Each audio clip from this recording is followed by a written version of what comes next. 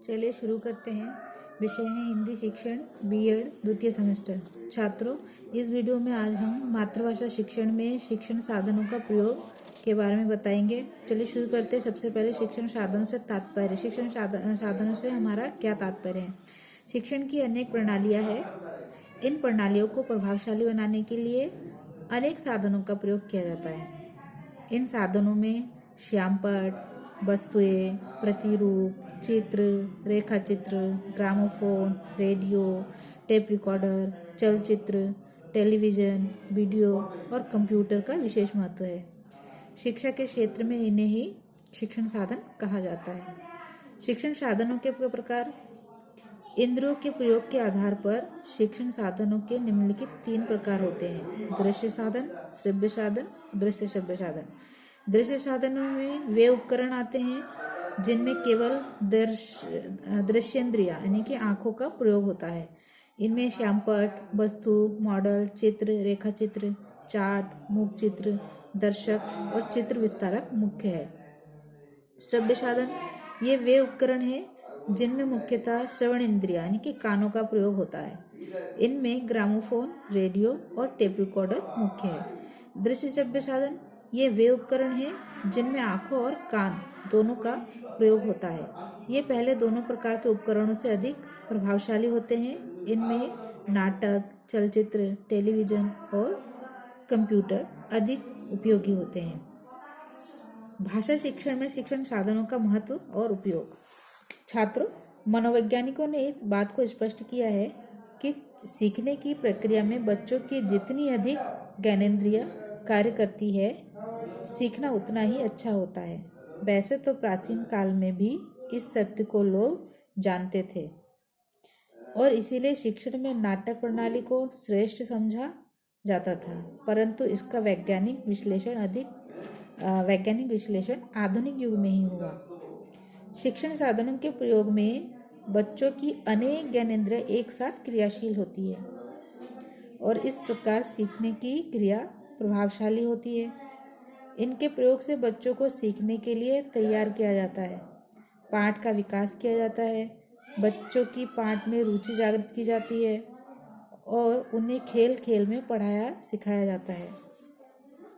आज की प्रायः सभी शिक्षण प्रणालियों में शिक्षण साधनों के प्रयोग पर बल दिया जाता है। किंडरगार्टन और मॉन्टेसरी प्रणाली में बच्चों की इंद्रियों को प्रशिक्षित करने और पाठ के विकास दोनों के लिए इन साधनों का प्रयोग किया जाता है।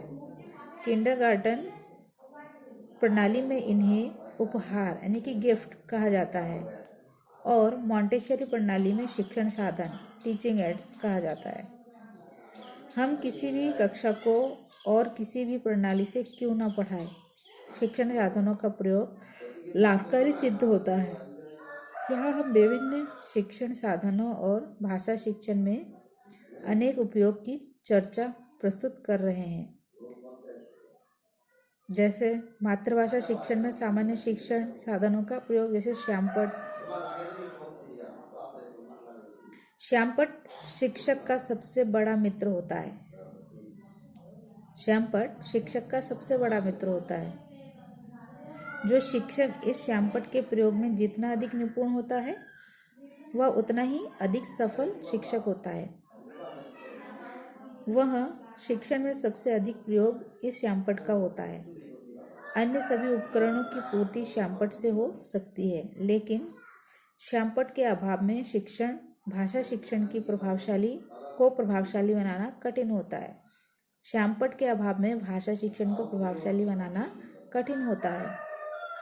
यदि रेखाचित्र खींचने में चतुर है तो किसी भी वस्तु, प्रतिमूर्ति, चित्र, मानचित्र, रेखाचित्र, आर्ट आदि की उसे आवश्यकता नहीं होती।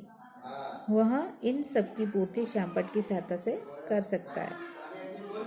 भाषा शिक्षण में शब्दोच्चारण, वर्तनी सुधार, शब्द व्याख्या और व्याकरण के नियमों को स्पष्ट करने के लिए श्यामपट्ट का प्रयोग किया जाता है। पाठों के सारांश लिखे जाते हैं और रचना शिक्षण करते समय यथा विषय की रूपरेखा तैयार की जाती है।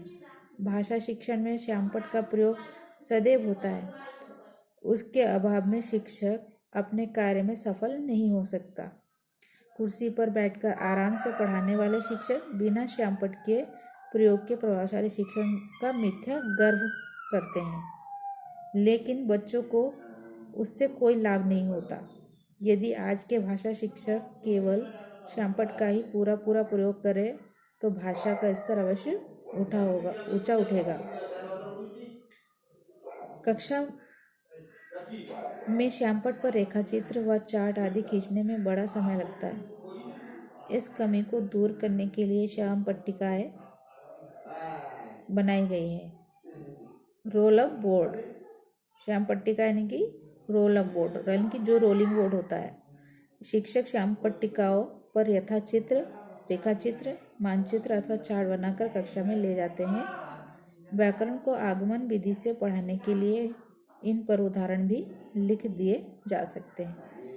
छात्रों, इस वीडियो में इतना ही। अगली वीडियो में इससे आगे का हम आपको बताएंगे कि बाकी के जो शिक्षण सहायक साधन है उनका प्रयोग किस तरह से किया जा सकता है। धन्यवाद।